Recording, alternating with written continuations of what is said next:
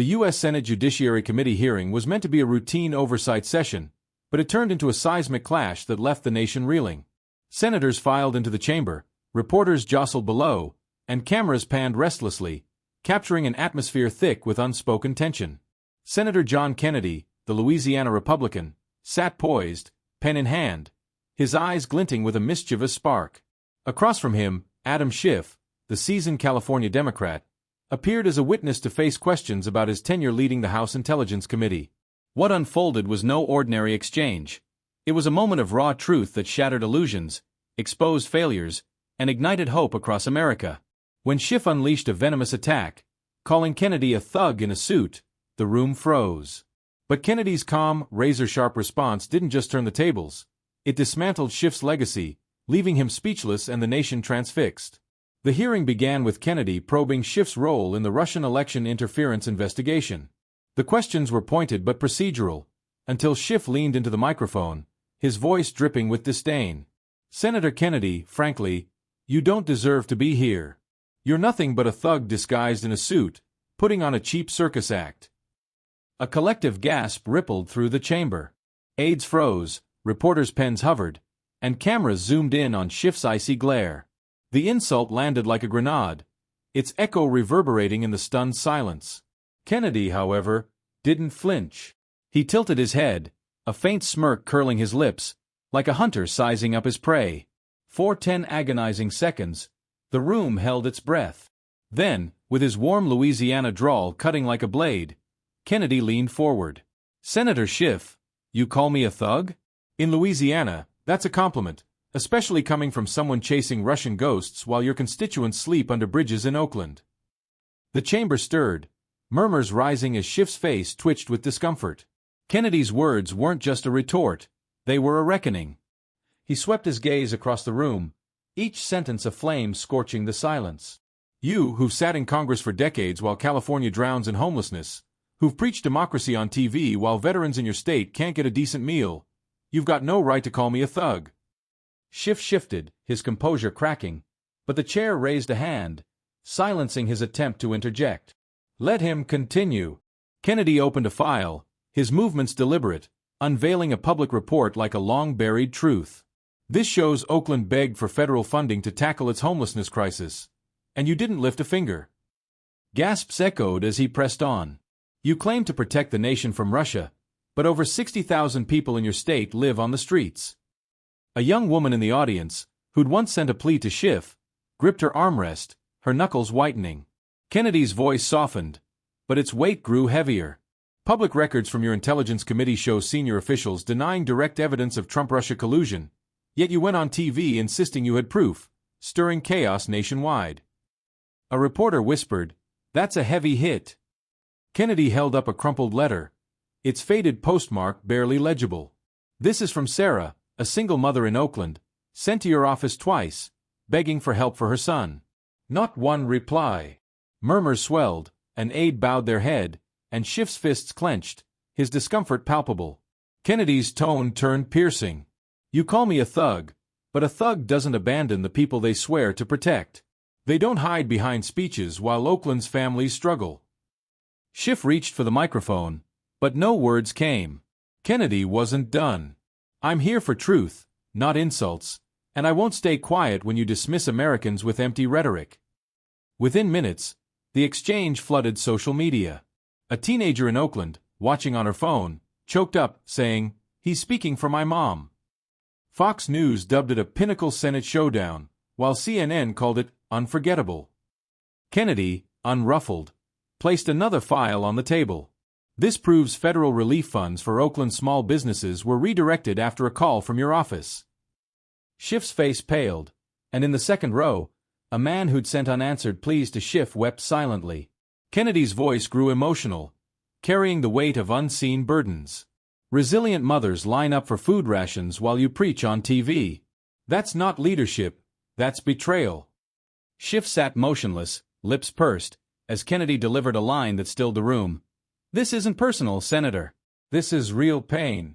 I grew up in Louisiana, where folks know struggle. When you chase the spotlight and turn your back on your people, who speaks for them?"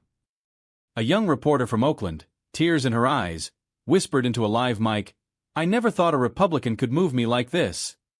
Kennedy turned to the audience, his gaze raw. "This isn't about Washington. It's about mothers in Oakland burying their children while leaders boast on TV." He spoke of Louisiana families fighting for meals, unseen by power, and tied it to Schiff's neglect. "When I see that pain in the neighborhoods you claim to represent, I have to ask, what have you done all these years?" Schiff blinked rapidly, silent. Kennedy read aloud a letter from 11-year-old Sarah, describing her grandmother's roach-infested home, no hot water, and no reply from Schiff's office. Half the room wiped away tears. "I came here for Sarah," Kennedy said, his voice unwavering. Schiff tried to rally, his voice trembling. "This is political theater, exploiting children's stories to smear me." But Kennedy cut through, holding up a photo of Schiff at a San Francisco event praising criminal justice reform. That year, over 60% of Oakland's affordable housing funds went to out-of-state investors, not locals. A screen lit up with reports, emails, and stats exposing Schiff's indifference. An aide dropped a file and fled, trembling. Kennedy's voice turned solemn. "You didn't just fail your people. You abandoned them, building glory on their pain." He paused, his gaze sincere. "I don't enjoy this. This isn't revenge. It's truth." He requested Oakland's ignored please be entered into the record, and the chair agreed. A report flashed on screen, dozens of community calls forwarded to an unchecked voicemail. Schiff slumped, eyes vacant. Kennedy addressed the audience, his voice resolute. "If this is representation, our people deserve better." He looked at Schiff, softening. "I hold no grudge, Senator. This is about truth, and truth begins when lies leave." Soft applause mingled with sobs, a shift born not of hate but of raw honesty.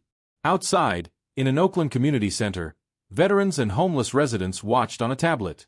When Kennedy reread Sarah's letter, 78-year-old Clara, living on meager benefits, wept. "That little girl's in my neighborhood," she whispered. A man stood, voice choked. "Schiff abandoned us long ago." Kennedy's words reached the streets they were meant for, carrying real pain, not politics. Back in the chamber, Schiff sat silent, his gaze searching for composure. Kennedy laid out another document. $3 million in Oakland housing repair funds vanished while homes rotted with mold. "This came from a whistleblower who believed in you," he said. A contractor in the audience gasped, having fought to fix those homes. Schiff faltered, standing to protest. "This is a personal attack to smear a senator serving the country." Kennedy shook his head. "No, sir. This is about restoring dignity to those you promised to protect." His voice deepened. "Power without humility destroys everything it touches." A few senators bowed their heads, party lines dissolving. Kennedy stood, hand on the table. "I'm not polished, not from elite schools.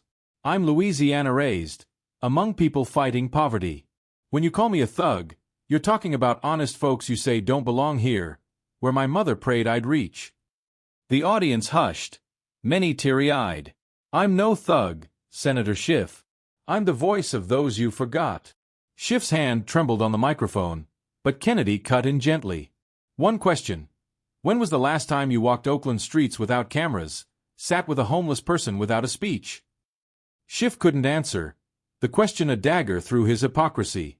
Kennedy held up a photo of a memorial for Jamal, a teen killed in Oakland. "You promised reform, but nothing changed. His mother hasn't forgotten you." Schiff looked stunned, ashamed. As the hearing paused, reporters swarmed the hallway. A Senate staffer whispered, "Did Kennedy just end Schiff's career without raising his voice?" An NBC reporter replayed the clip, frozen. In a break room, two former Schiff aides sat, eyes red. Marcus, a young man, spoke. "Everything Kennedy said we saw. I believed in him." His colleague replied, "Until we were told to ignore slum letters, they didn't matter." Kennedy sat alone, leafing through Oakland letters, his hand trembling with their weight. When the hearing resumed, Schiff re-entered, eyes downcast. Kennedy had the final word. "Some thought this would be politics. It's not. It's a reckoning." He held up a final report, detailing ignored housing funds. This isn't about attacking you, it's about dignity for those you swore to protect. Schiff's chair was empty by the end, his absence louder than words. Kennedy looked at the void, resolute. I've been called a thug, but I've never abandoned anyone, never promised what I couldn't keep. His voice choked. I won't let those tears fall in vain. The room stilled, then people stood, a quiet strength replacing applause. Democratic Senator Lisa Monroe, eyes red, spoke. This transcends politics. It's real pain we've forgotten chasing power. The chair, voice heavy, said, we witnessed a victory of conscience. Outside, murals quoting Kennedy, power without humility destroys everything, sprang up in Louisiana and Oakland. A former Schiff aide admitted on TV, we stopped serving people long ago. Kennedy spoke up. Social media erupted, stories from California to Ohio flooding X, with 10 million MSNBC views in hours. Kennedy met Sarah outside, kneeling to hug her. You matter, he whispered. The image went viral. Schiff's office stayed silent, phones unanswered. In Oakland, 300 gathered at a church, Laura, a former Schiff campaigner, weeping over her son's death. I begged for funding. He said he'd help. Kennedy's words, you chose ease over sacrifice, broke the room. Leaked emails and a recording of an aide saying, they'll vote for him anyway, distract them, aired, shaking the nation. Kennedy's final statement to the press was simple. I came for truth. If it brings hope to one child, one elder, it was worth it. I was called a thug but responded as a human. In a quiet room, he read an unsigned note. I don't expect forgiveness, but I understand. I'm sorry. He sat, not in triumph, but in peace, knowing he'd turned on the light.